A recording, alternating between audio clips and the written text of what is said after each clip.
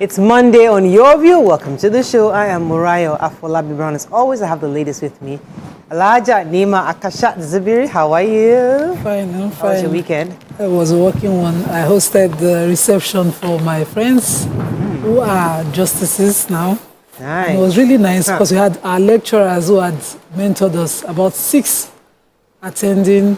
Then we had the judges. We had some who had become corporate lords in big firms, you know, and leading big multinationals. We were just seated and I was looking at all the people that we used to play. In fact, most of us, we don't know how to, we didn't do, of course we had the, because it was a Muslim, fully Muslim event, we had the male, women separated. But in between, because, you know, everybody had gotten, we have become like brothers. You will see one sister saying, give to the male, that's your food, I want something from your plate. And then somebody will pass, you know, and we're just like children who grow up. It was so nice, it's so nice to see about almost 20 years friendship blossom. I felt so inspired. Also, I want to congratulate Adedoja Salam Adeni. She got an international Rotary recognition for her work as a journalist. I wanted to read it to phone have luck. I did not see Congratulations. I saw the video. Yeah, so she got a Media Excellence Award from the Rotary International for her work concerning development of the media strategic communication to educating people of Lagos State and the nation at large. Quite deserving. Congratulations to her. I said she's not a Rotarian, but they've recognized her work over the years. And let me come to you, Topical. How are you doing? How was your weekend? My weekend was good. Family rest, and I spent Thursday and Friday learning at the Daystar Business Academy, and it was very interesting to be back in classroom setting for the 2 days. But I was going to talk about something else actually. Have you seen those signboard with children's face, name, and their JAMB score? I've seen them. Schools use their students to advertise the school as a school for you to bring your children to, and they put the faces of children, the names of the children, and their JAMB score. It rubs me wrong.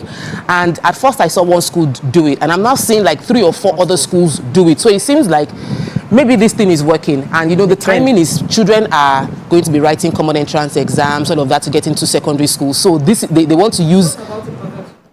I don't want you to put my children's face out to advertise your school. Personal information, full name, and their JAMB score is not yes, the children worked for it. The school helped the children to get the scores, but the children worked for it. And if you want to acknowledge them, maybe within the school, maybe within the fence of the school, but not on a billboard outside. I hope the parents are aware of the fact that their children are out there, and I hope they got permission of the parents before putting their children out there. I would expect they do. Maybe if you read the fine print, they actually ask for your permission to be able to use your children for advertisements like that, and you have to sign. So you may have signed it maybe without reading the fine print, but I know I've come across that sort of information. You read the fine print. I do. How are you doing, Mariam? I'm doing fine. So my daughter, you know, with a group of her friends, she had a tea party, and it was lovely. It was so lovely to see this little kids. They are young ladies with minds of their own and everything. We did some of these, you know, games where we're like, what do you like about Ima? And to hear their different perspective about I mean, I know my daughter one way, but they know her in many other ways, you know, so it was nice to see that our girls are growing. They're the ladies of the future, you know, they have their whole personality independent from us, you know. And then today is also the birthday of a very dear friend of ours, my husband and I, but my husband's really good friend, Mr. Goli Balogun. My husband calls him GB, I call him Uncle Goli. Happy birthday, sir. Happy birthday. Happy birthday, sir. It's our birthday month. Yay! I was saying myself, I didn't do any photo shoots. I can't be bothered. I don't have any pictures. I think it's a July thing. I really can't just be bothered. I honestly can't. Like, really, on that day, it's just really. And thankfully, it's going to be a Saturday. I'm thinking of having a cousins party, cousins hangout, not party. What does that mean? I have lots of cousins that I've not seen. That would We be only nice. meet at family functions. We only when somebody dies. Only when somebody dies. No, hey cousin. But I think my birthday party, let's come together as a family, because now that the patriarchs and matriarchs are all passing away, You people are we need to matriarching start. and patriarching. I think patriarchy, already. yeah, the next generation. So we need to start coming together. Yeah. So I'm thinking of having the cousins hang out at my house on Saturday. You know, That's cool. I think it's a really good idea. So I'll be calling everybody up one by one, taking people's numbers, and hey, my name is Mariah, I'm your cousin. Feel like you know, that kind More of. rewarding. It's terrible. But it also shows the age. You know, when you're younger, you're trying to be more nuclear as possible. Yeah. Now that Okay, you're right. older, you want to be more Family. extended. So I'm going to be definitely calling up my cousins. I hoping have to hang birthday out. shout out, I forgot. Okay, sure. It's 1st of July and it's Olamide's birthday. Olamide, happy birthday. Oh, she's a July baby too. She's a July baby, 1st of July. Happy birthday, Olamide. I've done my personal greeting and I've done social media greeting, but let me just, since I'm on TV, Might as well. I might as well do TV greeting. You're a good friend. You're my soul sister. God bless you. I love you. It's good to see you have soul sisters. You know, somebody who grew up as an only child. It's good that you honestly, found you your use that to small prayer. clique, Oh, gosh. your own small, nice nuclear clique, and it's really good to see you blossom with your friends Your and do stuff. You know, sisters. I like that. Good for you. Let's go on a short break. When we come back, we go through the front pages, up the paper. Stay with us. We'll be right back.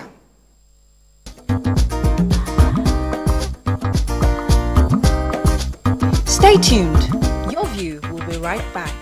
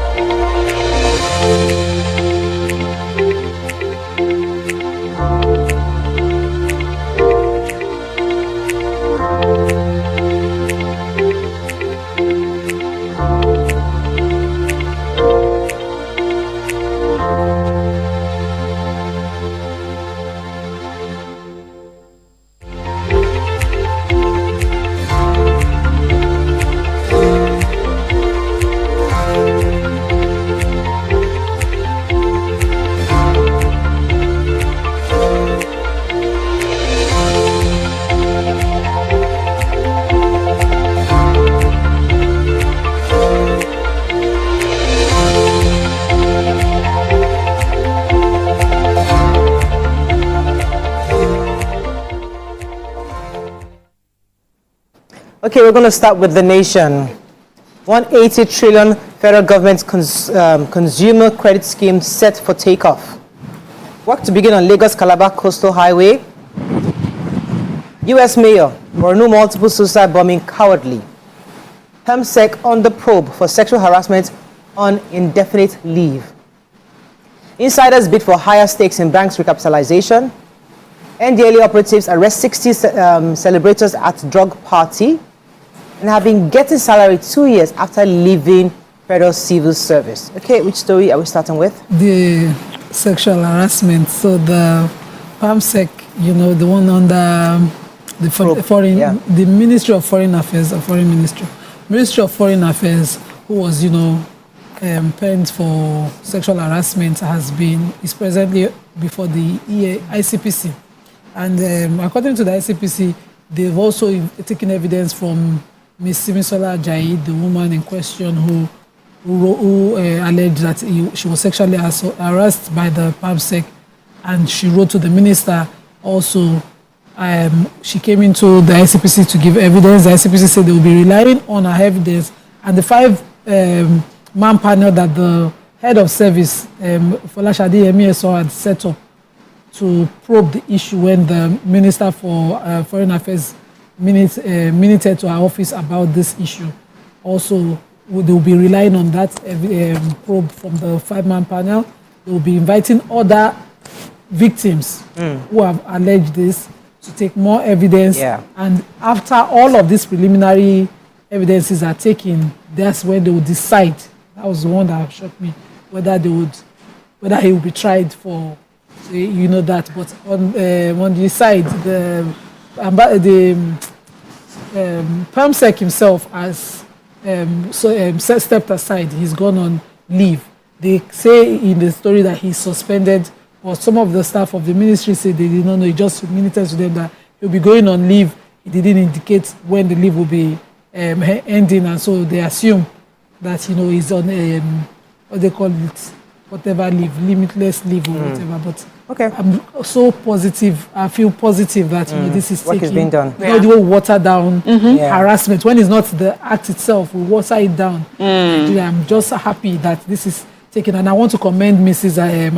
Simisola Ajayi, for even taking her own lawyers. So she's represented by firm, and she has her husband's backing, and she's going all heads on. Fantastic. Serious. Okay, let's take another story. Yeah, NDLEA have arrested 60 suspects at a drug party that was held at an apartment in Abuja on Friday. Abuja already? Yeah. Why is it already? No, because we know we are from Lagos. We're used to Lagos here, but Abuja is. I'm not sure I've heard from Abuja. Anyway, they said that they called the party "Go Hard or Go Home. Pick your poison."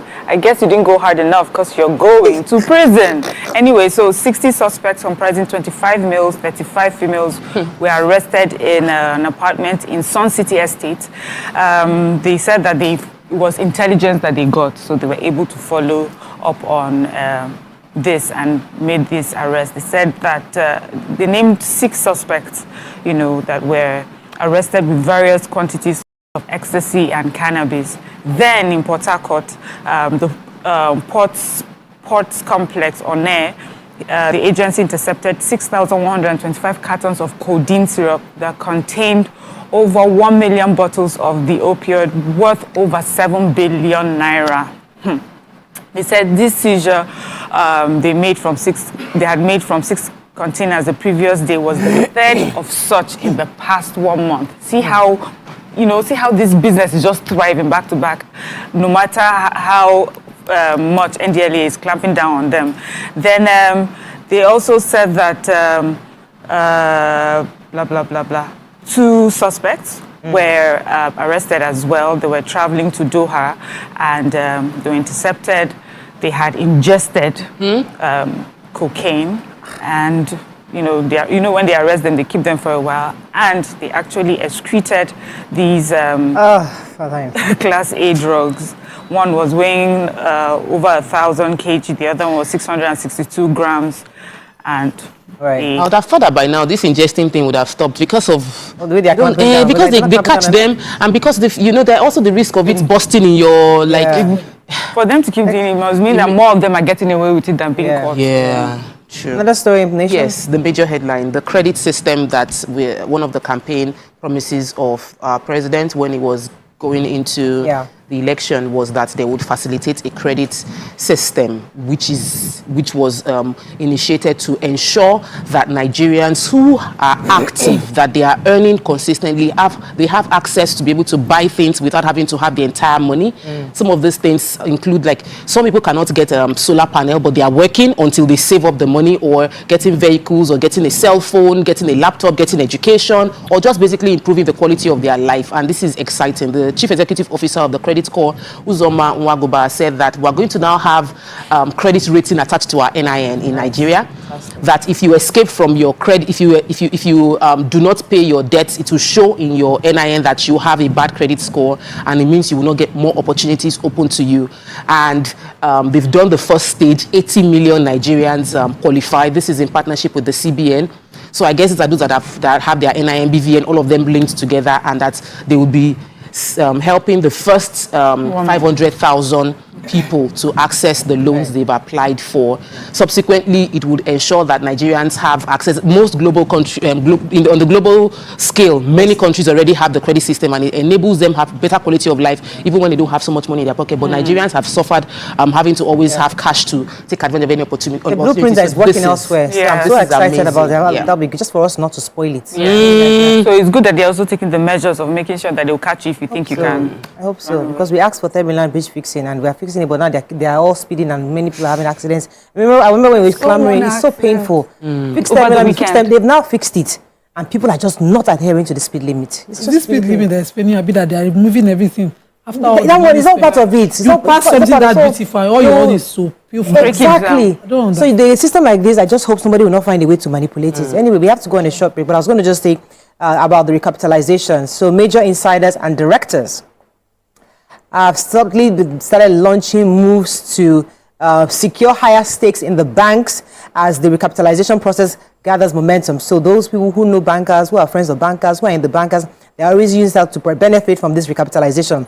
I think it was Nigerian Exchange, showed that 2/3 of the companies that reported insiders' acquisition of shares last week were banks. They accounted for the largest volume and value of insider transactions. This was consistent with the similar trends in recent weeks. So the bank shares were mostly being acquired by major shareholders, directors and senior management, members, their relatives, their friends, who by virtue of their closeness to the banks are classified as insiders under the extant rules of the company. So what are they doing about them? Well, they're just telling us we know that happens, but what are you doing? It is insider trading. Yes, it is. Apart they from lock you up for it. There's a right of first refusal or a seg. No, is this one? No. He said actually they know something is about to happen and they quickly go and buy shares. Yes. No, this and it now affects listed publicly. Yes. So there's wait now. Anyway, we have to take a break, unfortunately. This one they lock you up for years. Stay with us, we'll be right back. Corruption. Sorry, Nima. Stay tuned. Your view will be right back. Everyone, open your ears. Welcome to Pure Entertainment. What would you like to order from our menu today? We have the regular. So let me go and look for my jam results. My 280 was 320. I suppose don't be one medical. At this point, I contest my jam results. I want to close the show. I can go.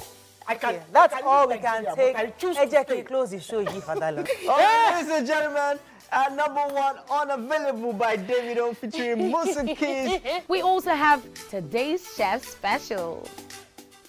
Yo, shiny, yeah. Say recap done, and it's time for number one on the countdown. One of Nigeria's hottest artists right now, his name is Rema, and this one is called Charm. Kick it.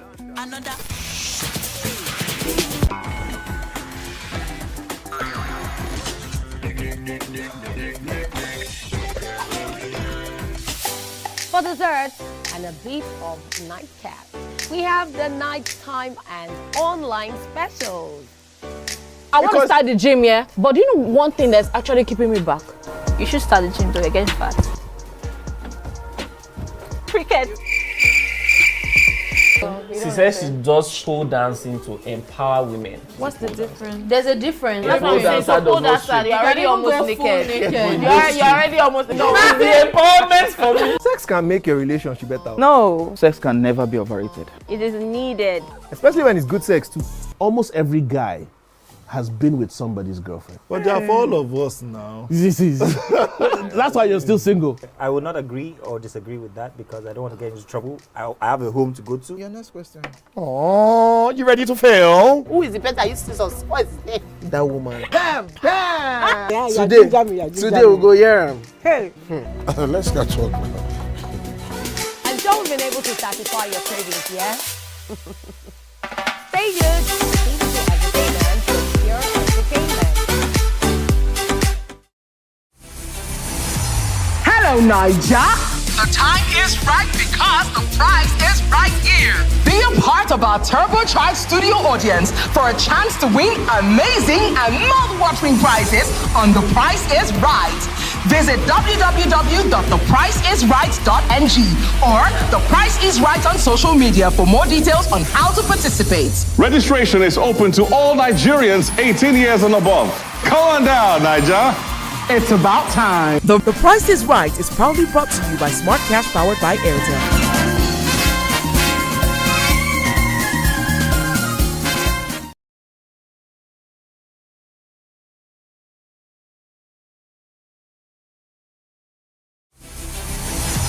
Hello, Niger. The time is right because the price. So, Have you ever wondered what happens behind the curtains of a man's mind?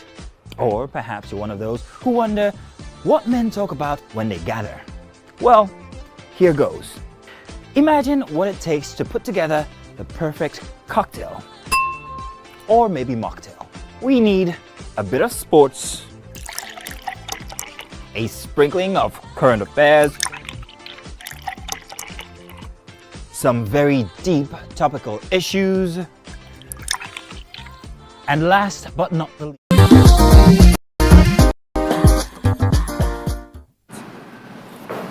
Thanks for staying with us. Moving on now to the Punch. Import duty, bank plane grounded as federal government clamps down on private jets. FG withdraws 5 oil blocks from 2024 bid round. Senate resumes probe as AGF submits 30 trillion naira loan document. Japa outrage as UK-based driver remains on federal government payroll. Suspected herders hack Ogun rice farmer to death. Picture story here. UN condemn Borno bombing. Tinubu vows to crush Boko Haram. TCN repairs plunge Ondo Ekiti to 2-month blackout. And police guard Rivers Hospital treating explosion.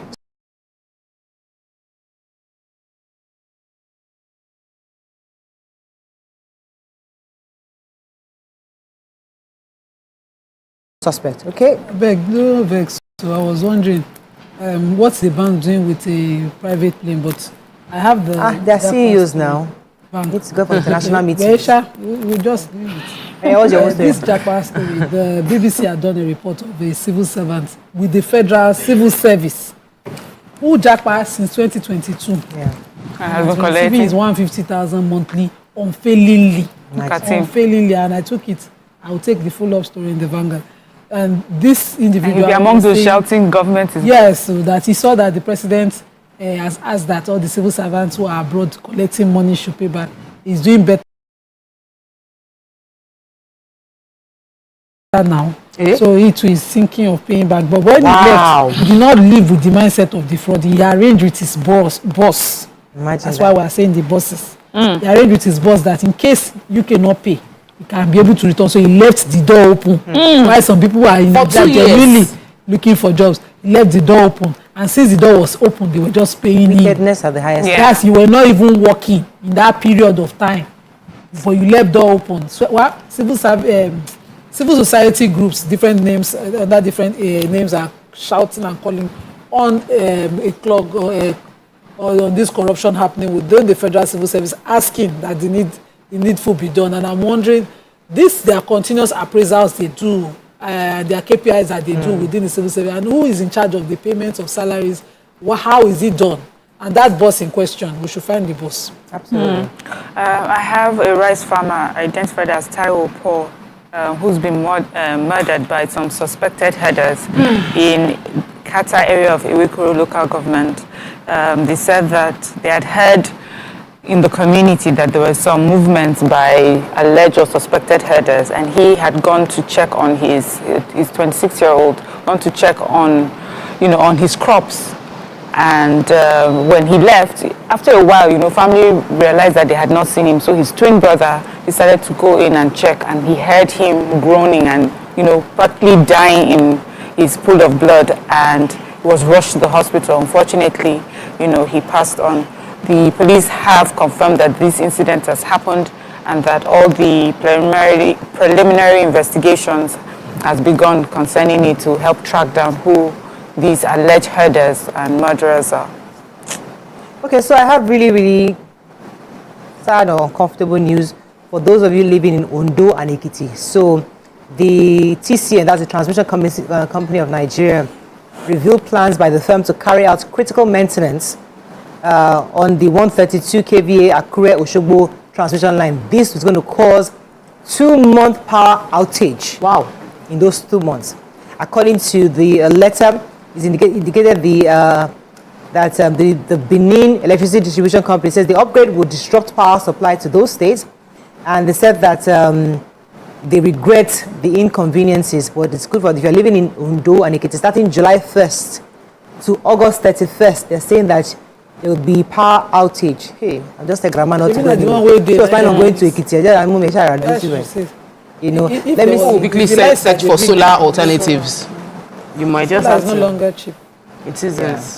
It is no longer cheap. It said the planned work involves installation of optical ground wire and other activities, and might be obviously going to disrupt work and all that. Okay. So the that's major headline where I was talking about the fact that import duty and bank planes being grounded. The federal government, the Nigerian Customs Service has grounded a United States registered Gulfstream G650ER jet. It's belonging to a tier 1 leading Nigerian bank. And this is supposed to commence the beginning of clampdown on a lot of private jet owners who have unpaid import duties running into billions of naira. They said that the plan was supposed to be from June 19th to July 19th, and they had given letters to everybody that it's supposed to be after that 1 month. If you don't make your payments, then they will clamp down on your ability to fly. But they discovered that Nigerians got the letter and started to start flying their plane out of the country to escape the exercise. So they said instead of waiting till July 19th, they started implementing the clampdown right now using one bank. The Nigerian Customs Service also said that many of these airlines are foreign registered and they have avoided paying their duties. The last assessment did was putting the duties at 1.9 billion based on the verification carried out by the Nigerian Customs Service. Both the NCAA and NAMA officials have received cancellation of previously granted flight clearance to this particular Gulfstream, and this airline is supposed, this particular Gulfstream is supposed to pay $65 million, and it's so they buy the private jet, register it abroad, come to Nigeria, use it based on Nigeria, and do not want to pay import duty for bringing the plane into Nigeria. You see, Nigeria, we have problems, though. Honestly, sometimes I want to run away from this country when I hear things like this. Moving on quickly now to Vanguard. Agony as federal government's retirees grown under 230 billion naira pension arrears. Band A, I hope somebody took that story. Disco's monthly revenue rises 42.29% to, that's 142 billion. Who's paying that money? Exit of multinationals, opportunity for local industry, says man. Nigeria still using 1966-67 map for survey, says surveyors. Why I want Southeast governors to work together, says Obi. Congo's ex-CEO's death, not suicide, says family. And Borno attacks Tinubu whilst to deal with perpetrators. Okay, which story? Okay, Okay, yes, this human interest. Detectives, they say, are investigating the death of former Chief Executive Officer of Nigerian e-commerce giant Konga, Nick Imudia. We remember the story. It was reported that he had committed suicide, but now it looks like they're investigating a murder. His family are saying that, you know, the things that they find suspicious, that before the family was aware that he had passed, while he was in a hospital, trying to resuscitate him, media had taken up the story that he had committed suicide. So they feel that there's, you know, some discrepancies in what has happened, and that there was never a conversation with him and his brother saying how his properties should be distributed, or with his daughter. There was nothing like that. That this was a man who was, everybody knows him, very friendly person. He made fraternize quite easily. He had never been diagnosed with depression. And so, you know, the investigation is looking at his business associates to see what they can do. Even the police is saying that, you know, they are investigating a murder now and not suicide as was earlier reported. So the Director General of the Manufacturers Association of Nigeria, that's Segun Ajayi Kadir, has contended, excuse me, that the recent exit of multinationals from the country is a golden opportunity for homegrown manufacturers to take that the company to a proper manufacturing sector. Ajayi Kadir noted in the media chat that many of these multinationals have exited, and they've turned an opportunity to place in the spotlight on homegrown manufacturers. I mean, many have said that many of these companies took advantage of our lax government policies. The fact that even issues of taxation, they've taken advantage of it. So many of them are leaving because obviously they can't adjust. So hopefully governments can provide credit to many of these companies to be able to build the manufacturing sector back in Nigeria. So while some civil servants outside the country who have japa are enjoying salaries, retirees who are in the country who have served the nation, who have aged, are being owed their pensions, their gratuities, and every other payment that is due to them. According to the Vanguard, the federal government has failed to remit the first half payment for accrued pensions rights in 2024. According to the contributory pension scheme, they insist that's the National Pension Commission insists that the federal government has paid up until March 2022, and they released funds for payment. But the Pension Fund Operators Association of Nigeria, that's the private ones, are saying they only released payment up until February 2023. Until now, since 2023 February, no payment has been released towards pensioners' payment. And you can see from the picture of the story, let me just be summarizing it, the pain and agony on the faces of those aged people sitting around. So when you sit in the abroad and you are comfortably laughing over your regular payments because you are assumed to be working here and you're earning both places and saying, what did Nigeria do for you? See what you are doing to your fellow Nigerians. I have a very quick story. The Nigerian Institute of Surveyors had a conference in Edo State, and the president came out to say that Nigeria still relies on survey of 1966, 1967. That's what we used to map out our territories. He gave example of the fact that none of the states are putting enough investment into the survey of these areas, and the acknowledgement of surveyors and their importance in mapping out our boundary are not so good. Using Sambisa Forest as an example, he said, based on their own information, Sambisa Forest is not a forest, but is reported as a forest where nobody is living. But foreigners fly into the forest, they do business there, they make money there. It has resources. The resources are being excavated, taken out, but we haven't invested as a country into understanding the landscape, and that will be dependent on surveyors. So it's an investment needed to be done. They can take... And it's now that they are talking this talk. That's all we can take on Front Page Review. When we come back, we want a hot topic of today. Stay with us. We'll be right back.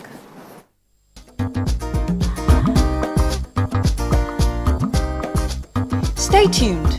Your View will be right back. Ladies and gentlemen, we have Made Kuti in the view.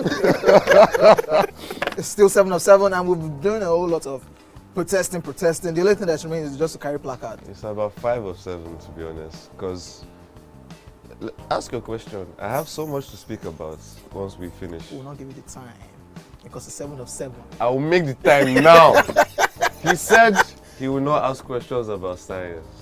No. About neuroplasticity. And based on, he asked a question that was subjective about high life, and he did not finalize his answer about a Kuti question where there are only 3 of us. Editor, scratch this part out. That could have possibly composed the music. Editor, scratch this part out.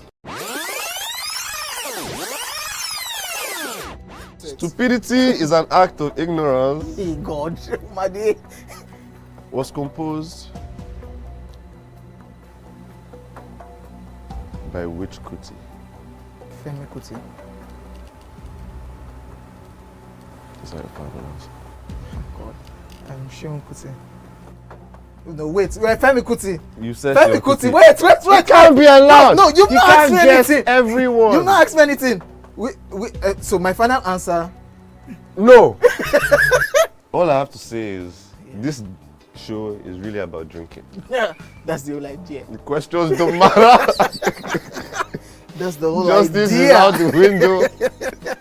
We throw caution to we the have wind no right morals here. On the 7 of 7.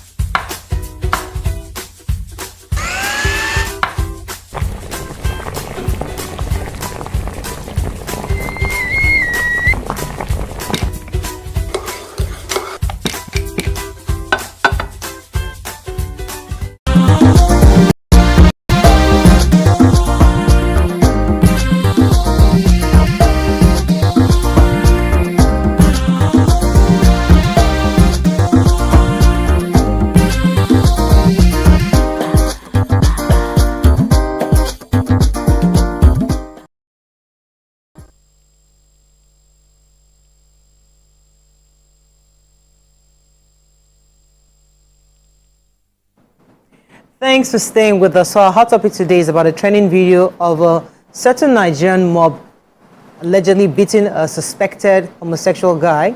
This particular video created quite a bit of backlash online.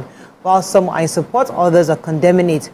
So the issue here from the video is that he was being mobbed because he was a homosexual.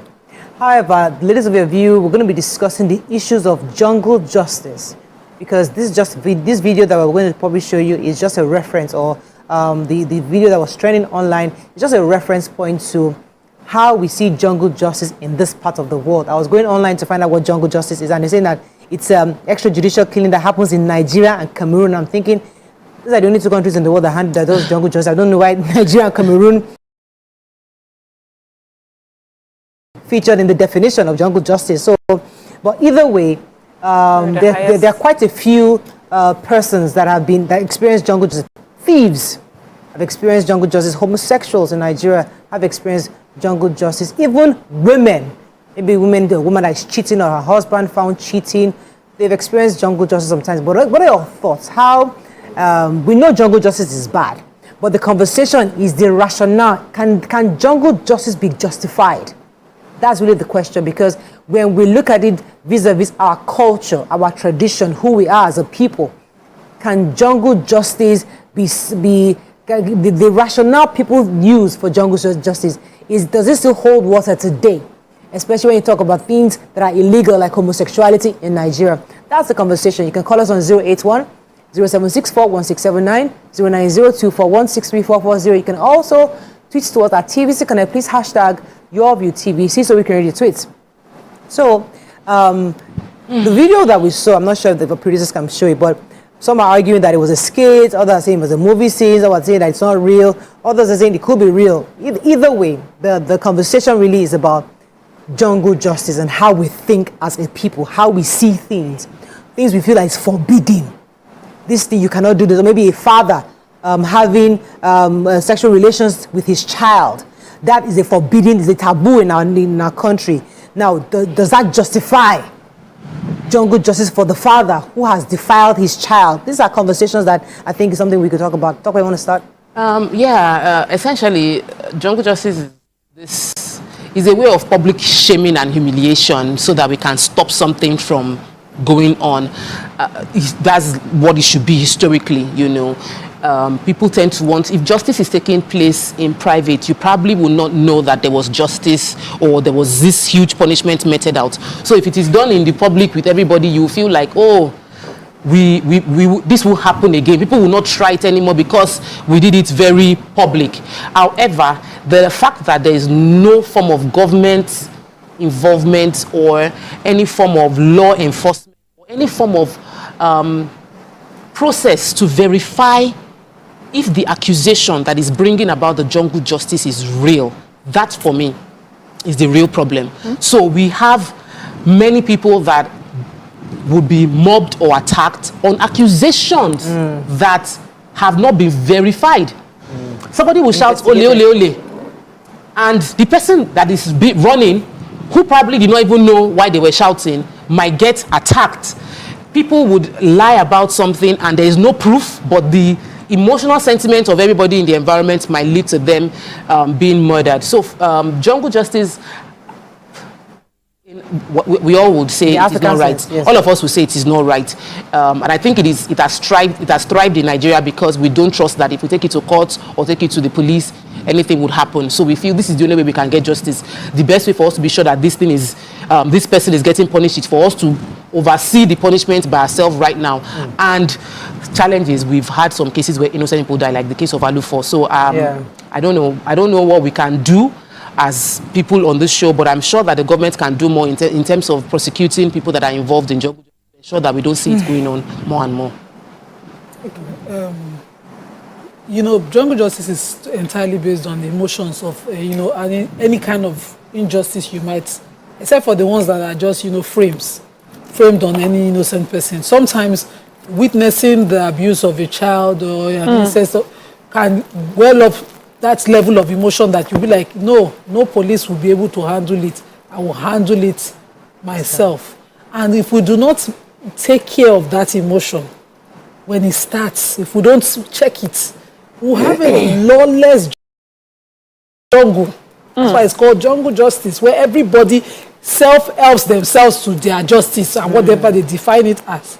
You would see some women beat up the maid that is living with them because they assumed that the maid drank the milk of their babies. And the beating will not even be proportional. That's why the law says, you know, every action, proportional or proportionate crime and consequence to it will be decided legally and legislated on. People don't understand it, and we don't work on the mindset. You don't see people, you don't see government or the agency, the national agency, which is the national one, go around areas, markets, sensitizing people, saying this thing, no matter how you feel per time, there will be some form of injustice that will be done. We have a saying that person who they lay for glass house, no they throw stone. You know, our people will say, don't throw stone in the market because you don't know where a person is shopping.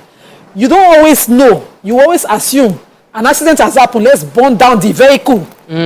When you finish burning down the vehicle, does it bring back, you know, does it take away the medical costs? All of those sensitization are things that people must be educated on.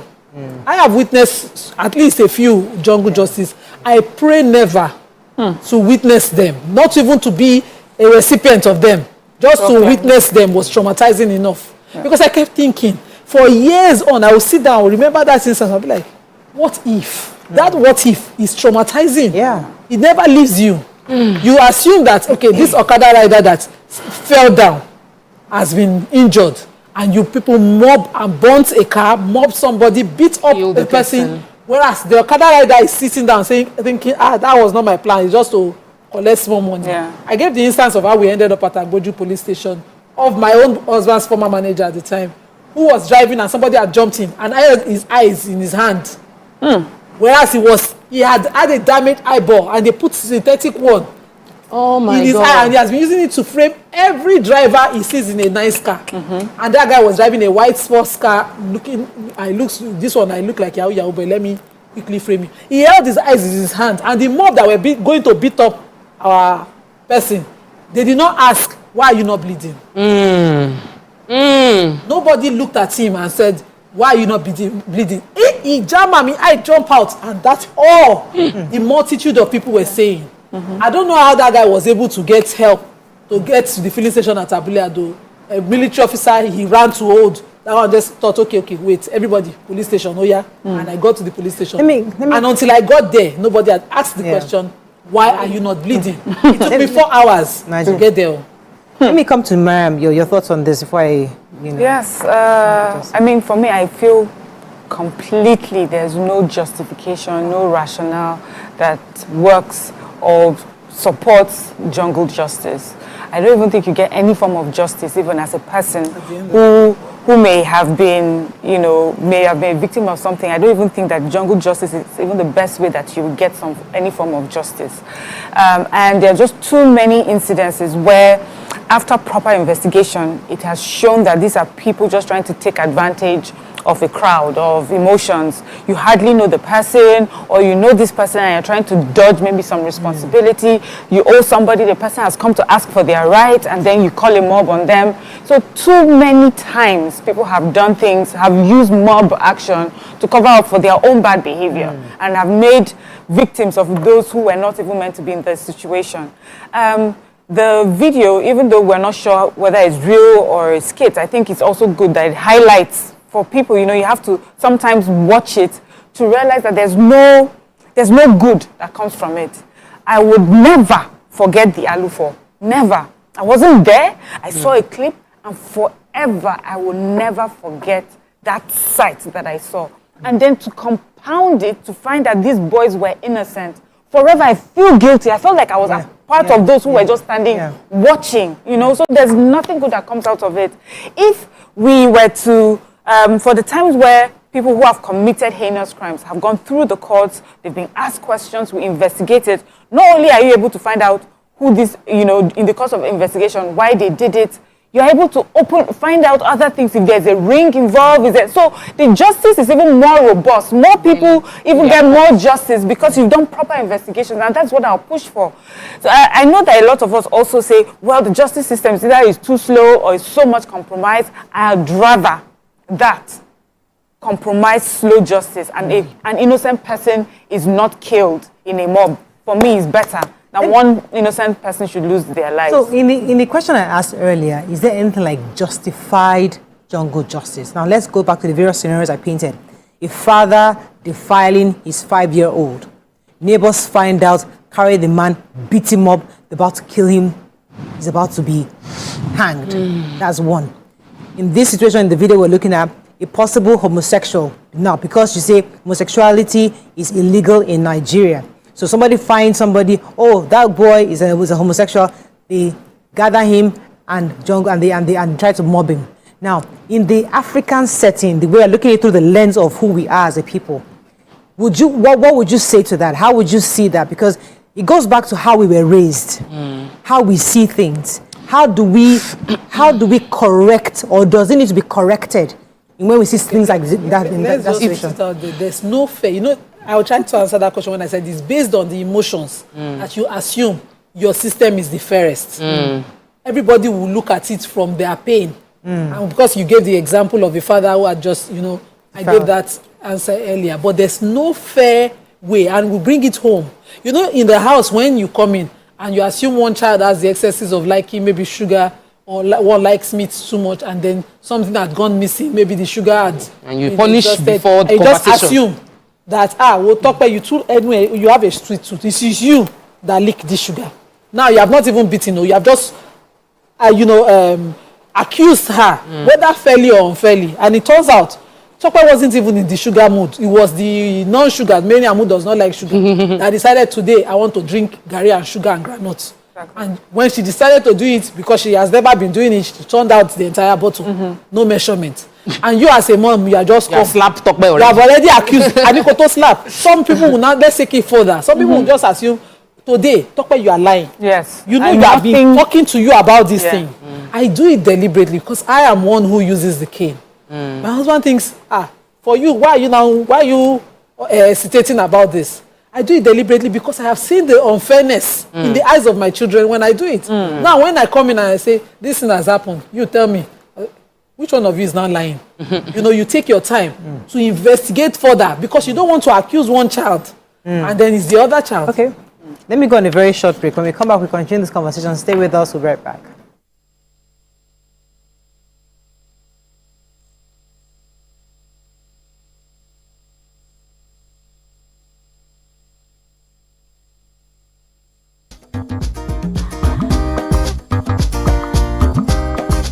Stay tuned. Your View will be right back. You don't like to eat better. Welcome to Pure Entertainment. What would you like to order from our menu today? We have the regulars. So let me go and look for my jam results. My 220 was 320. I suppose don't be one medical. At this point, I contest my jam results. I want to close the show. I can go. That's all we can take. Eje can close the show. Ladies and gentlemen, number one, unavailable by Davido featuring Musa Keys. We also have today's chef special. Yo, shine, shine, shine, shiny, yeah. Say recap done, and it's time for number one on the countdown. One of Nigeria's hottest artists right now, his name is Rema, and this one is called Charm. Check it out.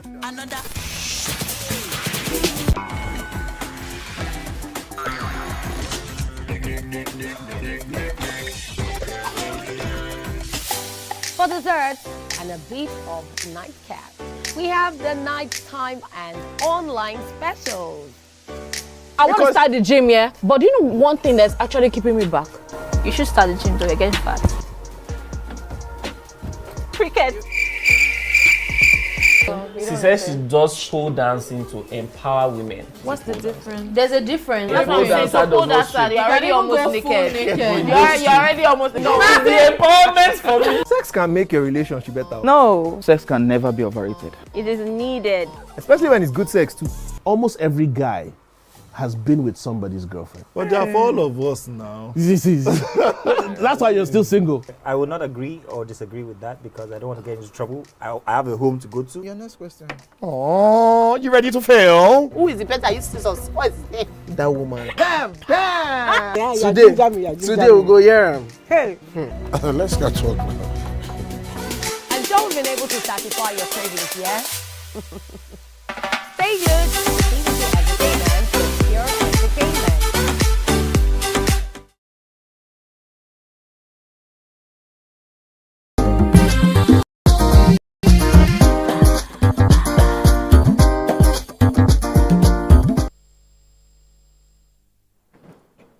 Stand by. Oh, thanks for staying with us. I was just repeating my producer. All right, so we're talking about this issue of jungle justice, and I was going back to, I think I like what Nima said earlier about how we put in the different parts of it and how we're raising our kids. You know, I remember a story when I was a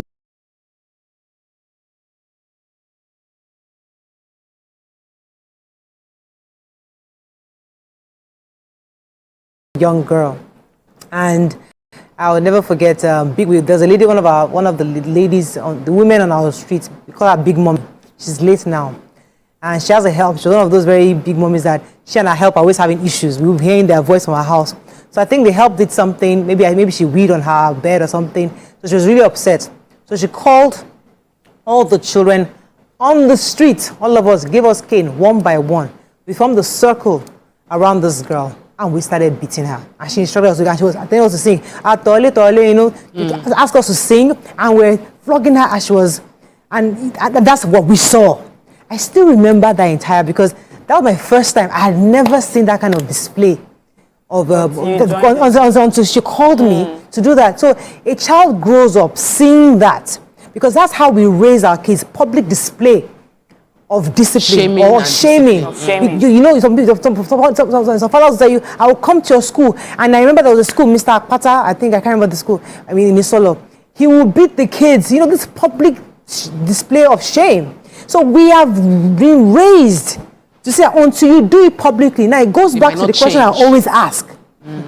Do we want a secular system? Do we want, or should we just go back to our traditional ways? Because sometimes we think we are modern. We like to think that we're educated and we see things differently. But who we are, how we were raised, the things we're exposed to, it's very traditional. And that's how some of Not traditional. I am telling you, Not traditional. it's good for you. You know, I always say that the problem of Nigerian problem is this middle class. No. Wait, I'm almost done now.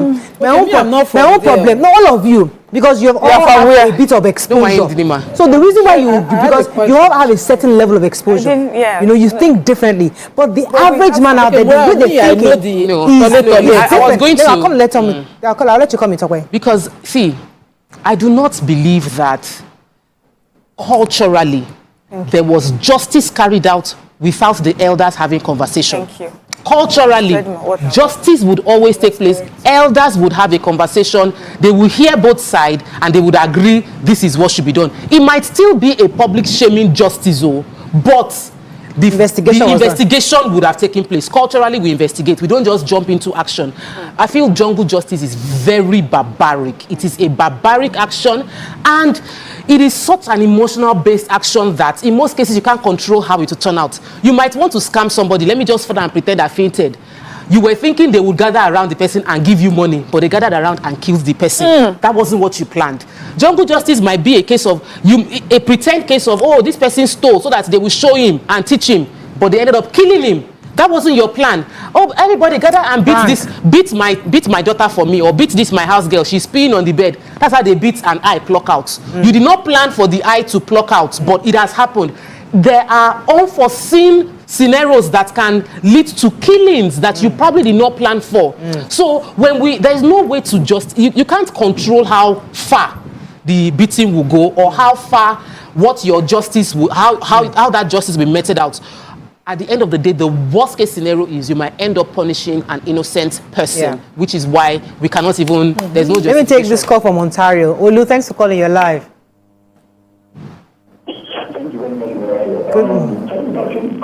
Justice. Two things are in place, okay? The first one is ignorance, that is religion or personal conviction or lack of enlightenment. And the second thing is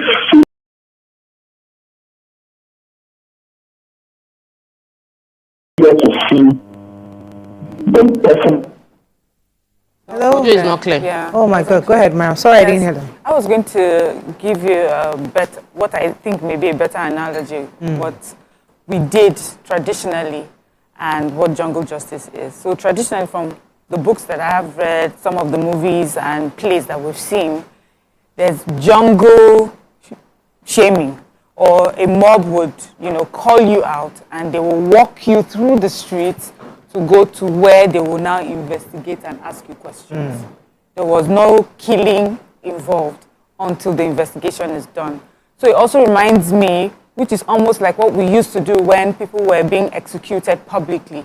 So they will go through the proper investigation process, and then execution was done publicly. That execution or the meting out of the punishment was done publicly to serve as a deterrent to anyone who may be thinking that that is what they were going to do.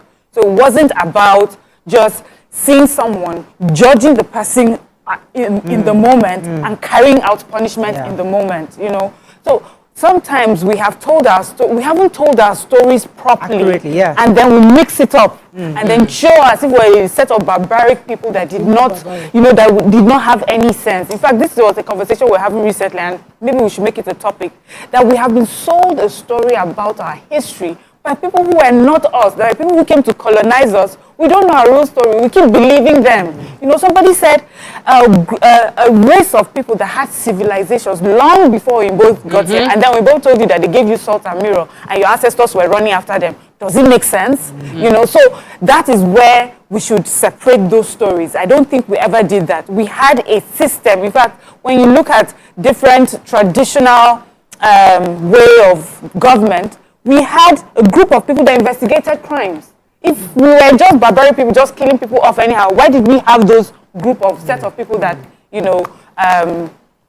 investigated crime? There is no justification for jungle justice at all.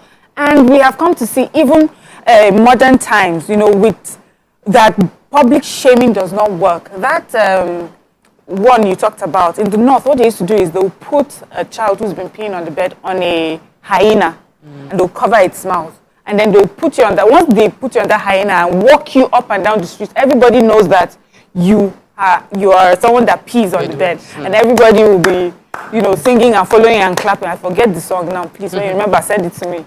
And they'll take you up and down. And they did it for, I won't say how, they did it for somebody I know. And in fact, the feedback was that the pee that night was 2 times because of the fear that for some of them it even created more fear, and it became worse. So we are learning. It's not even about just being modern or being western. That we're also learning that these things that we used to do did not really impact positively on people. You've seen a hyena before? Yeah. Hyena in books. I've never seen it before. Never seen a hyena. No. People don't have the hyenas that they cover and then they'll take them up and down the street. I'm surprised. Sounds like in a cartoon, in a jungle justice book. I've never. Wow, that's interesting. In the north. Yes. Oh my God. Whose pet was a wild monkey. We used to call it Jackie.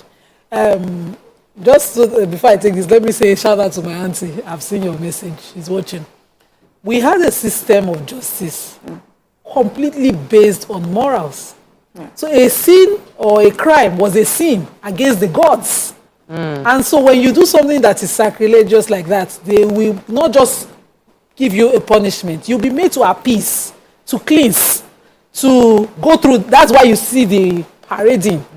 What if it was just a crime? Maybe you were a harsh housewife. You were not welcoming to your in-laws. They can ostracize. We had a system. Not totally bereft of understanding. We had a system where if a woman were to commit adultery, make you not go kill her husband, they must cleanse her. As opposed to not just, she will be made to do the cleansing. So that cleansing takes her maybe naked around the markets, or some women would escort her in a particular kind of dressing. A woman who carries her child and allows the child falls off her back, who is supposed to make her, to deter her for being that careless in the future, they would tell her that child would experience certain kind of consequences in future. She was supposed to throw her wrapper off and run crazy around the market to avoid such an embarrassment. Every mother use Oja tie their pikin. So we had a system that not only punished, it deterred. Right. We believed in it because it was also tied religiously to serving our gods, our oriki, our everything, our lineages. We're supposed to be hating a particular kind of thing. Yeah. Our system was set. Yeah. But I also understand the parading. Yeah, so the reason why I wanted to add to that, because just like I think I agree with Tope and Mariam, where I'm coming from what I know, what I saw, but there is the tradition has been distorted from the originality, what it was before. I even wanted to ask that. So we had our tradition. Yes, it was religiously based, and the kings and the elders decided, but it was not fact-based. Yeah. In the sense that if I look, Agbalagbo King Paro is a saying of our Westerners. Yeah. So if I look at Tokpa and I don't like, I senior her even with 1 minute. I'm an Agbalagba. I'm allowed in the elders caucus for Tokpa not to be able to talk back. So when I accuse Tokpa of having worn my wristwatch, before she can say, no, it wasn't your... I'm talking. As I'm talking, how dare you? It happens still today. When we have elders who shut the child up, who has a real case. A child might be molested by her dad, but when she comes to the elders council to try to explain, how dare she talk back at that? But I like us to separate that there's a system and then there's the abuse of the system. Even with Western systems, there's a system, there's the abuse. So I need to read this message from my aunt. My aunt, I'm not even going to mention her name, sent me a message because she heard my story and she was living on the same street where it happened. Said, I heard your story of the shaming of the house help. I think I know who you're talking about. I always found her so cruel to our house helps. She used to strip them naked and beat them ferociously for any infraction. The story was that her husband was abusing the girls sexually. And she was acting out her frustrations on the poor girls. Wow. So these girls suffered at both ends and were subject to sexual, emotional, and physical trauma. Up till now, I have never gotten over this. I have tried never to brutalize anyone ever, and I still wonder what happened to these girls. So that's the real story. But this story we thought was that she just used to pee on her bed, and they made us. Yeah, but there's trauma. Please let me quickly say something. Yes, because sometimes we repeat the same circle, and some of those children that watched and beat might end up beating their own housemates too, repeating what they have seen. I love what you said about the fact that our history might be a bit distorted. Maya mentioned it as well. When we are historically, in the purest form of our history, there's justice. But in the distorted form, after colonization, we have become a very aggressive people because we were taught to use aggression to suppress other people as a way to make some people feel powerful. So they'll have constable. The constable is just a regular person. Constable is one constable cannot met out justice on a normal day culturally. Before justice is meted out, everybody, there'll have been a committee meeting. But with colonization, there was constable empowered who could just see something and beat the person based on individual power, and we're still in that same circle till today because we have not gone back to study who we are and our true history. We are being colored by the way we're brutalized under colonization, which also there's a saying in my tribe that I thought dealt with framing our elders. There's this saying, they say ogomo ha boyo odegweyo. So if a child errs, he pays the sacrifice of a ram. But if he sees the elders, it's a life. So to sort of check the elders, when you try, you lie, because nobody will query the elder now. You lie. You're made to understand that sin is not against the child again. It's against the ancestors, the ancestry. So that if the child were to call, it is your life that goes. But if the child was to lie against an elder and it comes out, the child can come and do an appeasement and you can forgive. So an error that you do like that nobody can check, there's God checking it. And we have so many of those sayings. Even though we have the saying of Agbalagbo Leparo that elders have abused over the years, accused children. I used to hate the fact that my neighbors could walk to my parents and say something I did not do, and my mom would not ask. My mom believes that everybody was communally raising her girls. So any of my aunties that I look at, one can say, well, Otirogo, I usually go and beg them quickly because if they were to throw a lie in front of my mother, there's no soap that will clean me up. So let me ask you guys a very difficult question. I remember the song. Me pusari akwante akwalala, me pusari akwante akwalala. They will sing it back and forth. Oh, you're supposed to feel shame. But I have a caller, Mark from Abuja. Good morning, Mark. You're live. Oh, we lost that caller. Sorry. So, in the issue of homosexuality, because there are homosexuals living amongst us here in Lagos. I don't know about that state, so. But these Lagos, they're here. Is it right for anybody to mob these people because what they are doing, their act is illegal? What is the right thing to do in that situation? I mean, or should you just mind your business? I don't think Nigerians have ever mobbed an homosexual just minding his business in our history. I have not witnessed. We've had, what they call them, a feminist? We have them working, a feminist male, working funnily amongst us. We've had those who are sexually disposed to their gender living amongst us, and everybody will be gossiping about it in our streets. But nobody carry cane and beat them. What we will not overlook as a community, and I see that happening in jungle justice, that I can even, is catching them in the rape of an innocent young pedophilia is different from homosexuality. Yeah, that's pedophilia. No, I'm even talking of the same gender now. You know, we assume that boys cannot be raped. Over the years, we see how it has affected our boys. Our boys have been raped, damaged, and they don't even know where their sexual disposition lies because of the experience of it.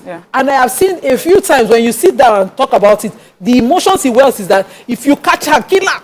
Yes, that's how Nigerians talk about it. That kind of person, what's the right thing to do? Because he also is coming from somewhere. He's also a traumatized. Somebody traumatized him. It's possible. But if you're an adult, he's also coming from somewhere. So should you just take him to the police or arrest him to the police? 100%. Because 100%. Just drag all of them involved to the police station. That's it. Immediately. And let's just put let's put this in perspective. Yeah, let me have a caller. Okay. Mark from Abuja is back. Good morning, Mark. Good morning. Good morning. Go ahead, please. Yes.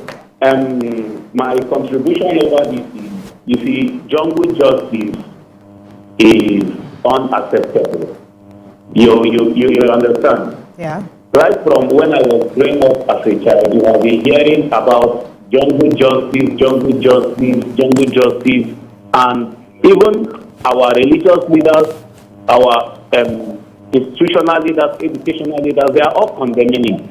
But you see, the problem we do have in Africa, most especially in Africa, is that of when you relate jungle justice to, I think I was reading on news once upon a time, and they say lock round out of a kidnapper. He bought in same bus with his kidnapped victim, which he released once upon a time. And people over there give him jungle justice. You see, but the problem is when you arrest these guys that are into this crime of a thing, for example, you take them you hand them over to the security agency. You will never even hear about how the issue will just sweep under the carpet and nobody will come up with the story anymore. You understand me? Okay. Let's say, for example, I think in Kaduna, the commissioner of police last time was saying that banditry now is now an industry in Kaduna State, whereby even a sitting legislative member was being caught in an act, and even head of district was being caught. At the end of the day, let's say, okay, these people were being caught and they are being handed over to the security operatives, and before you know, these people will still reunite them back to the society. You understand the point? Yeah. They will still reunite. I think I was discussing with a friend, and he told me in Kaduna there was one guy he knew, and there was one guy. Thank you very much, Mark. That's bringing it. So that's the issue Nigerians are having. They don't. So we don't trust the justice system. That's the truth. And it's not just for cases like this. For many other cases, there's so many things that we feel that the justice system has failed us, from investigation to judgment. But that does not still justify jungle justice, because we make mistakes. Just as the justice system makes mistakes, the jungle justice also makes mistakes that cost lives. And so for me, that's why I would never accept that. Now you find someone who has committed pedophilia, whether to a child, a female child or a male child, you know, that person deserves to be punished. And we have a constitution that has stated out how that person should be punished. We have a medical doctor who has been on our show many times, who is in prison today because the justice system, you know, did something. But it did not take just the justice system. It took people around him to also speak up. You know, it's very easy for some of us to blame justice system. But when it comes to investigation and telling the truth where it matters, we don't do it. When people open their mouth to speak, we call them out. We remember how Princess was dragged. It's because she refused to keep quiet. You know, that we saw justice. Exactly. So we also have a society that does jungle justice with mouth in the other way around, where you know, we're perpetrating evil because we refuse to stand for what is true. So there is a punishment for people that commit pedophilia. There's investigation that goes on, and when you see something, please say something. And then when the people have done that, justice system must make sure that they carry out what they are supposed to. I cannot accept jungle justice for anything, honestly, because investigation is not done properly. There are some people who have, because of they've gone through the courts, they have been saved. In fact, this story was recent about a woman who had divorced her husband because the children had told her that their father was abusing them. And they went their separate ways. The father said he tried, you know, to explain himself, his innocence. Nobody believed him. After a few years, the girls opened up to their mom. That was because they wanted to come and live with her abroad or something. And that's why they lied on their father. Imagine if there was jungle justice. That man would have died for nothing. Yeah. So the investigation and this system that we have gives room for, you know, the innocent to be able to be, you know, declared properly innocent, and the person who is guilty to be found properly guilty. And that is what we're asking for. Let me take this call from Chuks, calling from Yaba. Thanks for calling. You're live. Yes, good morning, ladies. Good morning. Yeah, this issue of homosexual is actually everywhere. You know, I had a friend who confirmed that how he joined, how he became an homosexual was from a teacher, a copper who came to serve in his school. He said he was 3 years, he was in SS3 when this guy hired him. This guy I'm telling you about went to prison because of homosexual. He's married, his wife is abroad, he's in Nigeria doing homosexual as I speak with you now.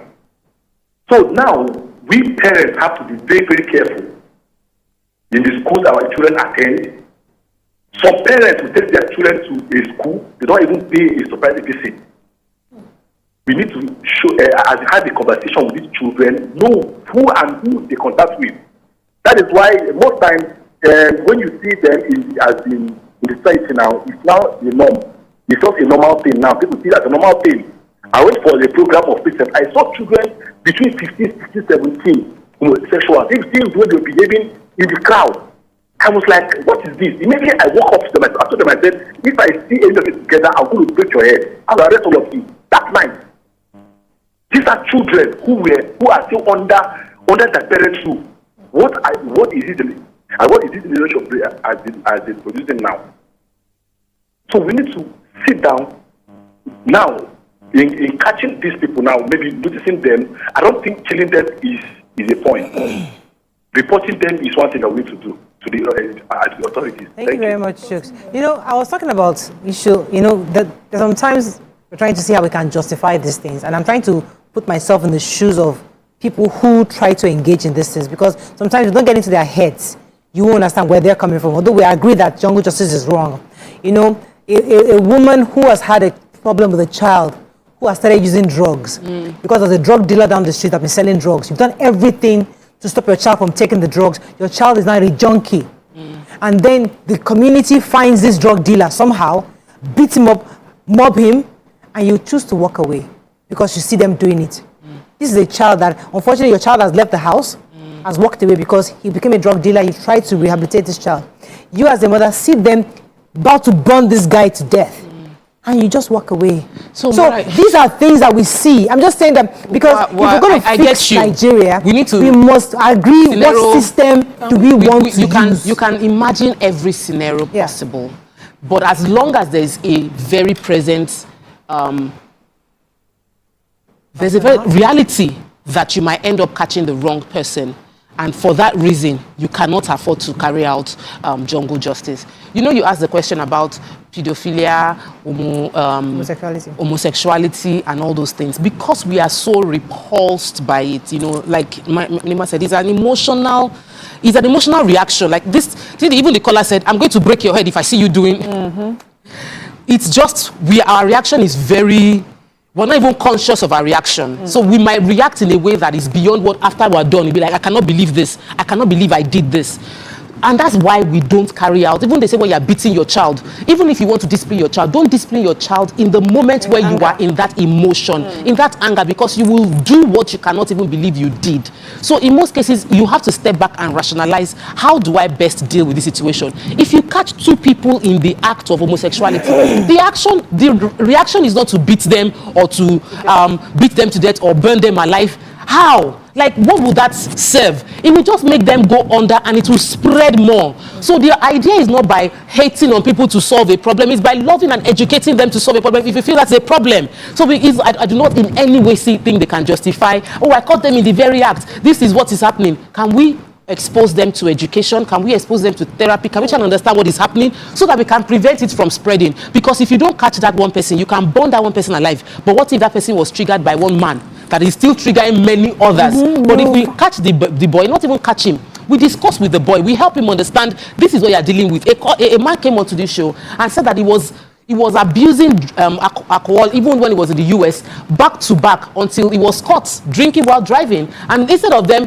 just throwing him in prison and saying you'd have killed people, they took him through therapy and he realized this was from his past. The damage was done from his parents and he was still living out the trauma as an adult. So please. I get the... Let me take Ekudaya, then I'll come to you, Nima. Sorry. Ekudaya, thanks for calling. You're live. Hello, Ekudaya. Yeah, can you hear me? Yes, we can. Go ahead. You're live. Yeah, on this topic, of jungle justice, I watched a video that tends to point to what you are discussing just a week ago. A man was caught by a group of people and they were using heavy stick on him. And you could hear from passers-by asking what he has done wrong. I felt that it was wrong. You know, if someone has done something like that, I think even the law says that you should take them to the police station. Nobody has the right to injure another person or take the life of another person. Engineer, let me pause you for a second. The Nigerians who do this are saying that if I take you to the police station, the next week you're out or the next day you're back on the streets doing exactly the same thing. Yeah, but you see, the society then needs to improve, maybe on our justice system. I want to go back to what used to happen in our traditional setting.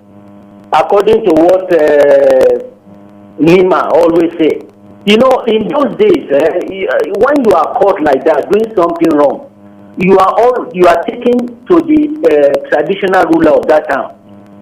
And as at that time, they had native authority and so on, and you dare do anything wrong. So what I'm saying in essence is that we should find a way of going to a traditional system of dispensing justice. Thank you. Thank you very much. Nima, you're going to speak.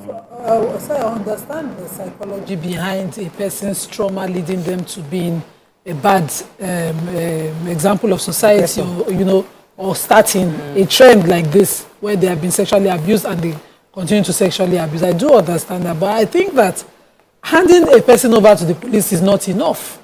It solves no problem. Following through. So a community has caught a drug dealer in their estate. Exactly. And the only thing they did is hand him over to the police. And they go home. Of course, he's going to get freedom and come out because the police will fail to prosecute or, follow through. And if you know somebody that knows somebody, eventually will come out. Even in this our country now, that everybody knows somebody that knows somebody, we see them come back. A person who has raped a boy, a man who has raped a boy, force a boy to be sexually inclined in such a destructive psychological way, should not just be handed over to the police. It should be made to an example, a scapegoat that the entire society will see by following through to prosecution, to conviction, and getting the right evidence. When we are jumping with emotion, take the boy and him so that all test samples and everything will show he did this, and ensure that whether you are rich or poor, you have the numbers to stand and see to it that this person, say, he will be a scapegoat in prison. And we always say that brother that did it like this, was in prison. And it goes back to the example of the shaming our parents use for atole. I have 2 siblings who were serious atoles. They tollate to their teenage age.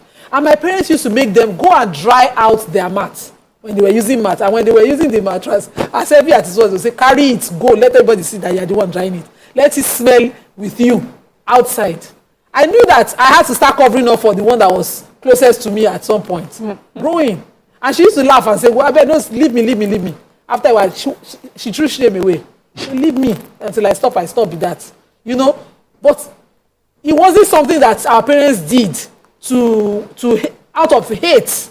It was something that they wanted to do to force you to see how embarrassing or destructive how you were. For those of them who were sleepwalkers, my younger brother would sleepwalk to the fridge. A pot of soup, he does not see it. He will finish destroying it there. And my dad at one point got so aggressive with him at one night and he was like, I will flog you today. And he was flogging him. At some point, he dropped the cane and went to sleep. Because how do you flog somebody sleepwalking? So, you know, they were trying to solve a problem. So we must, when we are solving that problem, instead of just passing the problem and saying, hey, we have given the agency in charge, let all of us go and sleep. I have someone I respect seriously in my society. He's not someone everybody would respect, but I met him at the Commissioner of Police office fighting cultism. He said, I witnessed those boys try to drown somebody in their cult. And me, I am the witness. I will stand as witness against those boys. And he will take his time every week, show up at the Commissioner of Police office then, and sit down and wait. When are they taking them to court? A mini witness say, I saw them. They drowned that boy. You know, how many of us will not go back to our businesses and say it doesn't concern us? To wrap up on this, let me come to you. I was going to say that, you know, this conversation has brought us to where I wanted us to go, which is the justice system. What is it exactly? Who does it? What does it involve? And for me, I feel that community involvement is key. That's the beginning of justice system and that's the end. That's all of us have to be involved in the investigation and making sure that sentencing is properly done. I don't see it here in Nigeria, but I've seen in movies or in both countries where if they feel that justice was not served properly, they call this their town hall meeting. They call everyone in the community and then insist that government has to do something, or you will see it in our votes. So you're right. We don't participate fully in saying that someone who has done wrong is properly punished for it. We either turn our faces away. Those that are able to report to the police, we report to the police and we leave. And so when we call out the justice system, we're calling ourselves out. You know, when we call out the government, a lot of times we're also calling ourselves out. I think this is a time for us to now realize that everything, you know, that happens in a country, the system of a country, is run by people, by us. We're the one that determine whether it works or it does not work. If we know that there's a rogue policeman in our community police station, we are supposed to stand up as a community and report this person and make sure that this person is properly, properly investigated and punished. We cannot just turn our eyes and everybody now looks for how I will protect myself, protect my people, and whatever happens, happens. And that's why we'll have issues like jungle justice. And so also, for those proper justice system, the lawyers, the police, and everything, there's a reason why there's jungle justice tomorrow. There's a reason why it's still a conversation. It's because it shows that there's work that you are not doing, and you have to start doing your job properly, and this will no longer be an issue that we discuss in our country. I think there's a very good way to wrap that segment up, but really, we'll take a few comments and we wrap up. Comments? Like Nima, you have any? Olumiju says, the killings in Rivers State years ago was ignorance. The solution is enlightenment by all institutions, starting from home to school to religious bodies.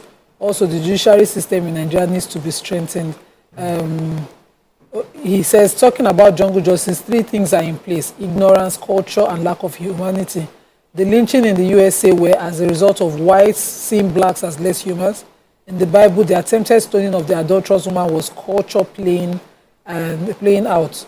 On YouTube, let me take some. Okay, we have to wrap up. I think what I would like to take away from this is what I think Topical said earlier about our identity, and I think Miriam also reminded us of who we are as a people. we had a proper system of justice in place.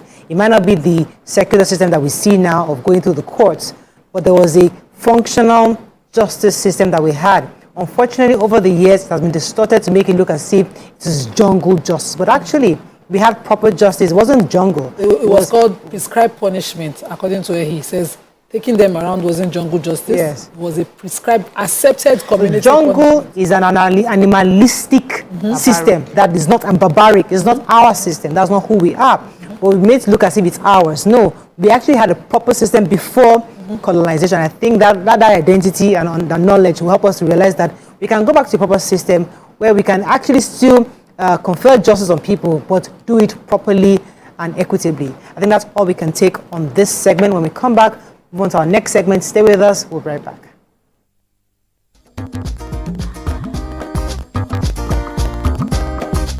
Stay tuned. Your View will be right back.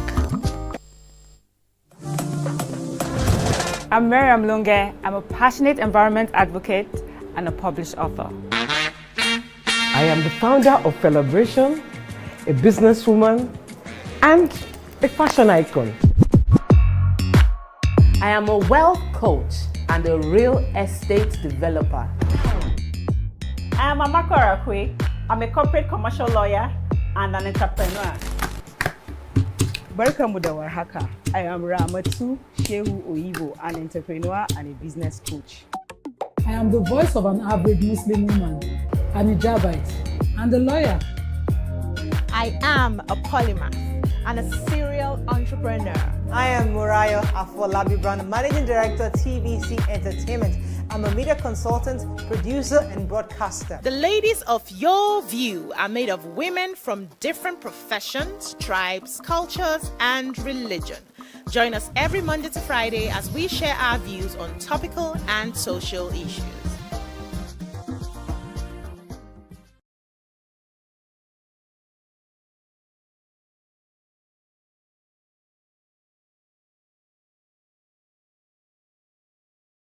Ladies and gentlemen, make welcome pioneer Positive Force member, dancing queen of the 80s, non-conformist, Afrobeat historian in her right, and long-standing member of the multiple award-winning all-female show Your View, Omoyeni, Yeni, Anikulapo Kuti, aka YK Power! Ginger! Take it. Today we'll go here. Hey, I don't read you. Are you sure? Ha. I'm not here to answer questions, I'm here to drink. We're in trouble today. Wait till your age. I was close now. Eh? I said 1975. He said 73. He said 75. Fellas wasn't even born till 75. So will I drink half? You go drink. Take. Make I help you. Rush on. No be half. Which half? You will make me drink. I'll give you a hint. Lights in no.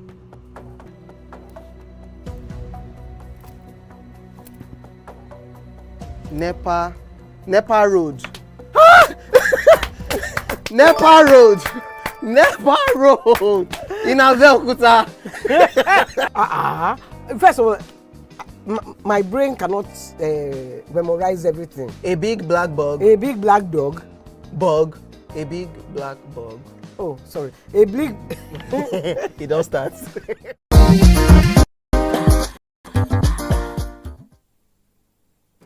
Thanks for staying with us. Welcome to our Let's Talk segment. Recently, governors got the backing of President Bola Ahmed Tinubu to embark on massive food production amid the rising cost of food. He urged the state helmsmen to work together to meet the needs of citizens. They are to consult on how to achieve food sufficiency and revert to him within 7 days. Join us on the show to enlighten us more on this topic is an agricultural turnaround farmer and African Farmer Mogaji. Welcome to the show, sir. Thank you for Good to have you on the show. Thank you. You can call us on 081-0764-679, 090-241-63440. You can also tweet to us at TVC Connect. Please hashtag YourViewTVC so we can read your tweet. All right, thank you for coming. I mean, we've seen quite a few governors had meetings in the last few days. I know the Southwest had something recently last week where they're coming together to agree on what they can do to attain food sufficiency within their regions. What are your own thoughts when you heard the president's marching orders that they should get back to him in 7 days? Well, I think it is out of place for governors to have waited for the president to give direction. Because this food crisis has been around for about 3 years. Okay. And the governors control their states. The president does not control the states. The federal does not have the lands. So the governors ought to, they don't actually need the president. That's the truth. Yeah. They don't need the president. Why do I say they don't need the president? The minimum wage they're discussing now, even the president is throwing it back to them. Yeah. So I think the governors need to take ownership and run with what they have. If they still want to hide under the president or presidency's marching order, we will not be food secure. But when they take the president took responsibility and spoke to them. So let them come and listen to most of their commissioners and the civil servants. They know what to do. Politicians, some are not listening to them. Okay. So it's a welcome development. However, I think the governors need to show more. Okay. Okay, let's talk about what they need to do. Because in the marching order that we read, the president went further. He said, provide the land. How possible is it? Because, you know, you are in the business. Are there lands? Is there land somewhere? Has Topical not bought everything for housing? Land is not so there's land everywhere. There's land in every state. There's land in Lagos. In fact, there's more than enough land in Lagos. Yeah. This Lagos? Yes. Some even cleared lands in Lagos for agricultural purpose. We've not engaged the lands. There's too much land in every state cleared. That when I did a video, I said 72 hours. There are lands that in 72 hours, yeah, I can be quoted, they can plow. One man gave me 500 acres, you know, with documents, cleared land. I've gone to see it that, okay, if people want to cultivate, this is it. Beyond that, every state has land. And I've transversed a bit around the country, and I just get there with a mindset that I will get land. And I get land. And it's cleared land. No bulldozer works, tractors work immediately. It's just for us to coordinate, collaborate, and we'll get things done. Okay, so I found it a bit, you know, interesting that it was a call for land, provide land. I thought it was a security issue. Oh, the subsidy being taken away. It's logistics, it's transportation issue, it's diesel issue. You know, those were the things I thought were the problems. Was it really land that's the problem? Land is not really the problem. Okay, on the mid-term and long-term, land will be a challenge. But currently is work collaboration. Beyond collaboration is the right agencies. Like I say this all the time, a large percentage of the fertilizers we use are either adulterated or fake. So when private sector and even government that buys the fertilizers, when you're supposed to use 8 bags and it's written 15, 15, 15, and what you have inside is 777. That means to get the result anticipated, you will use 14. So when people don't get the results, many people think, oh, it's because somebody, you know, played a smart one. Most of the chemicals we use to manage insects and weeds, most of them are also adulterated or low quality.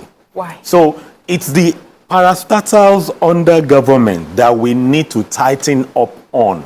If we tighten up on them, we will get efficiency and we get productivity. Asking for land is for the future, but right now, if we want to feed ourselves and avoid food crisis come end of October, November, it's the government agencies that need to do the right thing. So is this corruption or is this just a lack of knowledge? It's both. It's corruption, but not taking money. It's corruption because even when the agencies, the staffs of the agencies want to do their jobs, the people who bring this substandard product are heavily influenced. So because they have a family to feed also, they just sit and watch. So it's government giving authority and supporting the agencies to do their job, knowing fully well that when there's any backlash, they know government will protect them. Until we'll do that, we're all just still joking. Okay, so your predictions are always very worrisome because they are usually accurate, and I am more worried that we're not seeing a more concerted effort, because after the president, even before the president, the conversation the president had with the governors, the governor of Ogun State gave land to House of Assembly members, House of Representative members, and my thought was, is this what we need to stimulate food production in Nigeria? There are conversations around the fact that one of the challenges, this is a recurring, tomato expensive at this time of the year, rainy season, year in, year out. We seem to be a country that is suffering from a little bit of insanity because we are doing the same thing over and over again. Then we complain. It will come and we'll complain. What do you think we could have done before now to prevent this current complaint of there is no tomato, tomato is very expensive? My friends are already saying even onions will be very expensive very soon. Like this is back to back. How do we prevent this recurring cycle of products going very expensive and getting scarce? First thing first is get experts on the table. When I say experts, it's not people producing, food security experts, because we tend to assume food production as the same with food security. You can be producing but not understand what's happening in Edo, what's happening in Jigawa, what's happening in Okyogun. When you are able to mix everything vis-a-vis policy and politics, that's very crucial.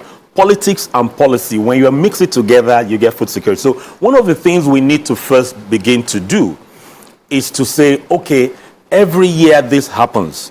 I've been monitoring this since year 2001, 23 years.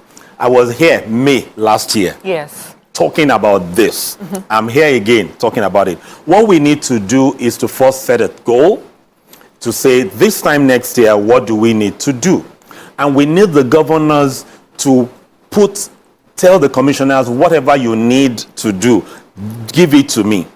Then we need to identify a lot, not all the lands can produce to meet the May, June, July crisis. Not all the lands. Okay? So that's why I said get the experts on the table.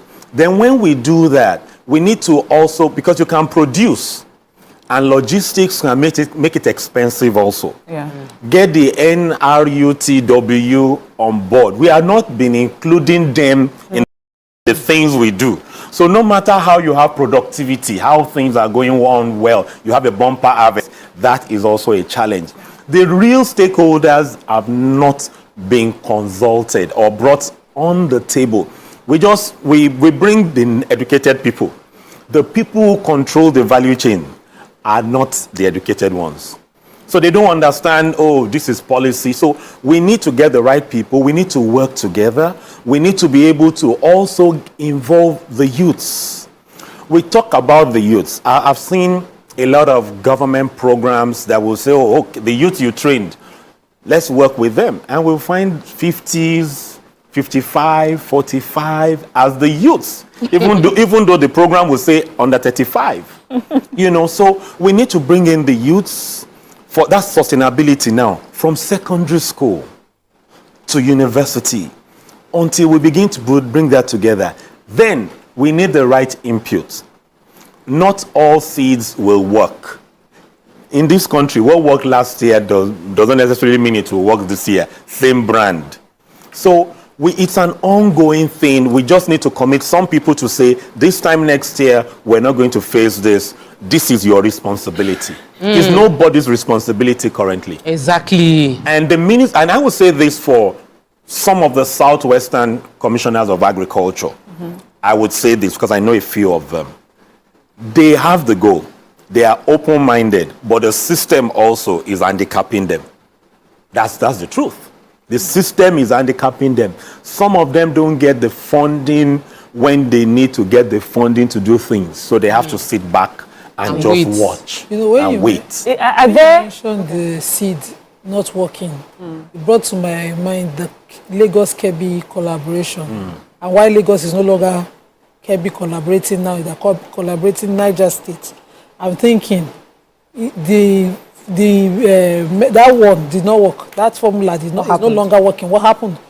Rice, are they no longer growing rice in Kebbi State to the quantity? Because then Lagos had an alternative of the cheapest quality rice, Earth Lake rice, in all kinds of rice, all seeds I could find of the rice. So long grain, short grain, whatever grain that was a Lake rice brand.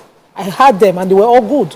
But now we don't have it. We have a rice mill, this huge in Mota, and it's not working. Is it that they can no longer do that collaboration to bring in party? What exactly is it? So from the day one that collaboration came on board, I went on a national TV and I said it will have challenges. Okay. Why did I say it will have challenges? Based on experience. My dad used to grow about 1,000 acres of rice in the 80s when we processed. Now, that distance was too long. And I said government would have to be subsidizing. At the end of the day, when the administration was leaving, we had the billions that was used to subsidize, because the price at which, when the rice fills the bag and they seal it off, is cheaper than the amount they are selling here when you have not added logistics. Now that collaboration is too far. Now Niger is still better, but the places that ought to collaborate is Ogun, Oyo, Ekiti, and Ondo. With those people. To feed Imota. There's no rocket science there. So they are more willing, they've developed themselves more in Kebbi, but it was not sustainable. Okay. But it was good to have started it. Yeah, so we know. Now, so the question is, what is different? What is government doing differently from what was done in Kebbi? Okay, and I'm aware that, most times I speak for Lagos State. And why? Because Lagos State, from operations, not theory, is proactive. I'm aware Lagos State got some lands in Ogun. Okay, cleared the land. I went to the land. I witnessed it. But when one administration left, same Southwest, same party, by the time a new administration came in, they did not grant them access to those lands again. So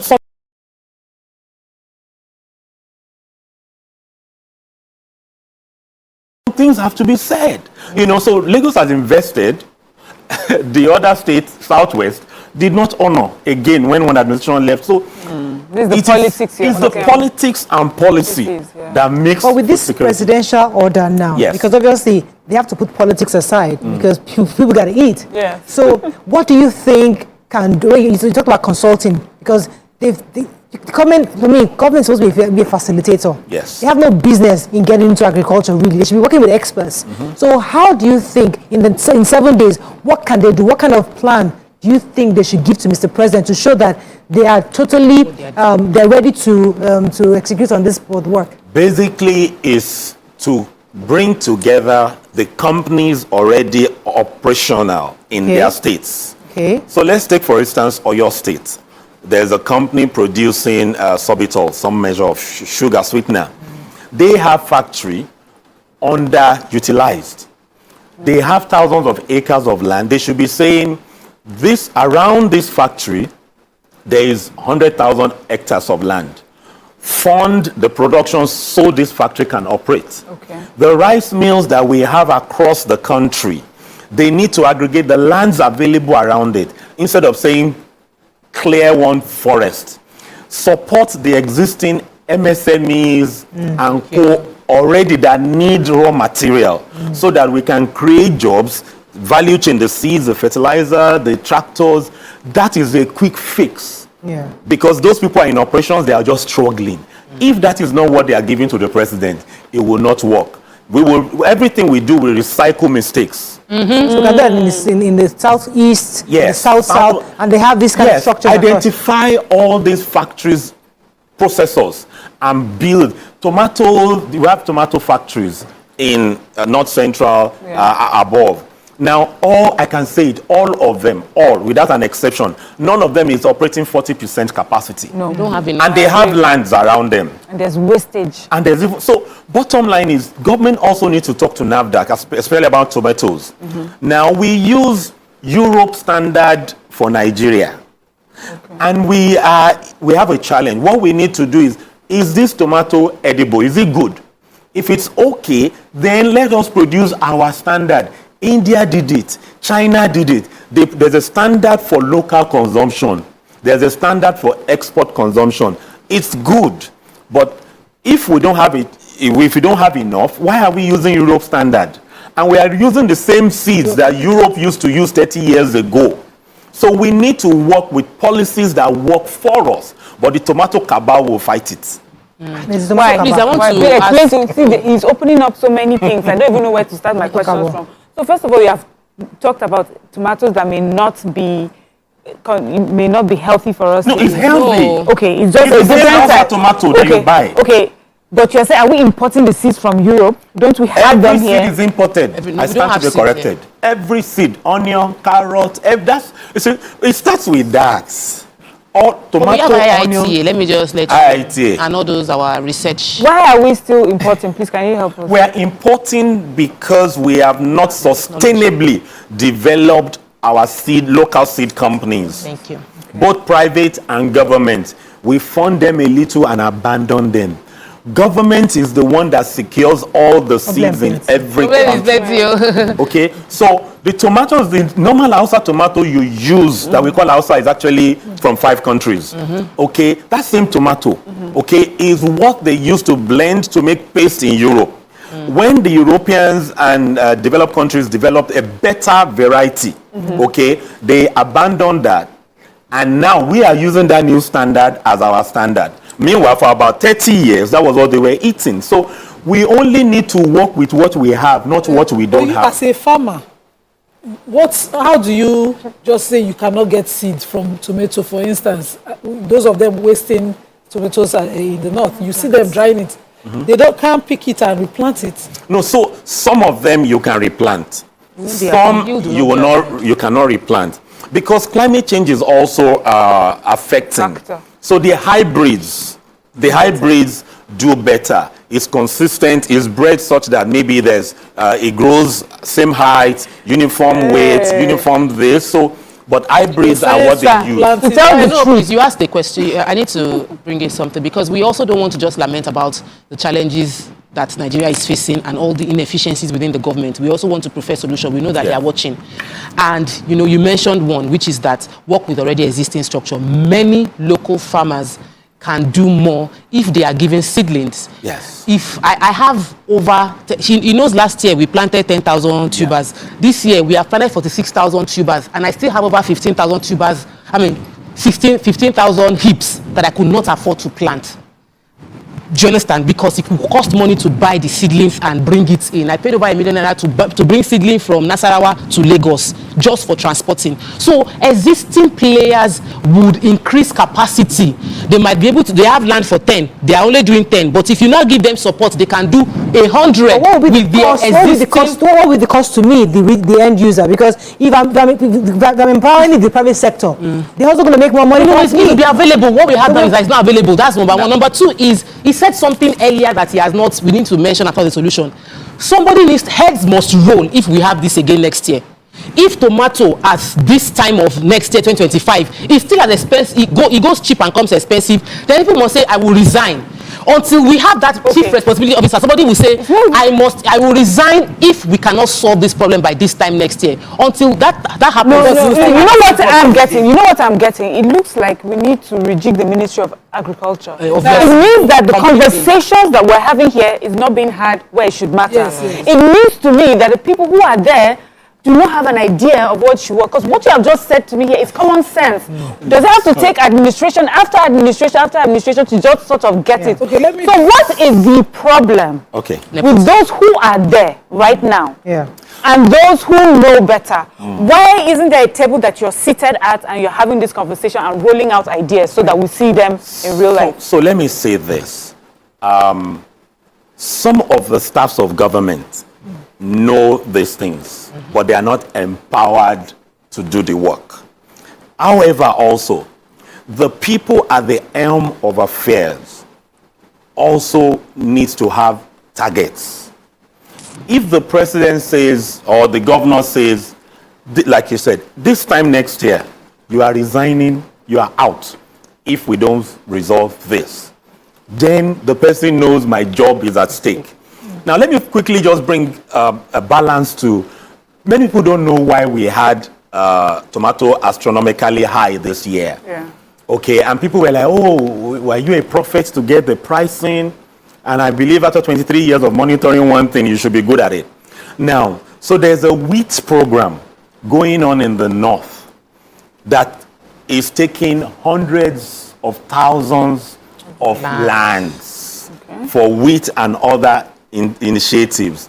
And that is what happens when we don't have a food security person when they are having conversations. What is the impact of this wheat, which is a good thing, on others? So I followed this mapping for many years, and I was able to map based on price of last 5 years. This is what the average price will be. So there's a good project going on, but it negatively affects this. So okay, let me let Nima jump, because I know there was a question on maize, teller maize controversy. Well, what's that about? Okay, so there's a lot of ignorance flying around with the teller maize. Teller maize is a GMO maize. Oh no. Okay. Now, so I've worked on GMO both in the US extensively. GMO conventional, the one we use fertilizers, and the organic. I've done all. Now, teller maize is different from the foreign GMO. Teller maize was developed in Nigeria. Okay. So the conversation around, oh, when you plant it, it affects the soil, other things cannot grow. No. That is like talking about your Nokia 3310 and our Android or iPhones now. Technology has moved. This teller maize has been taken care of. Nothing affects the soil.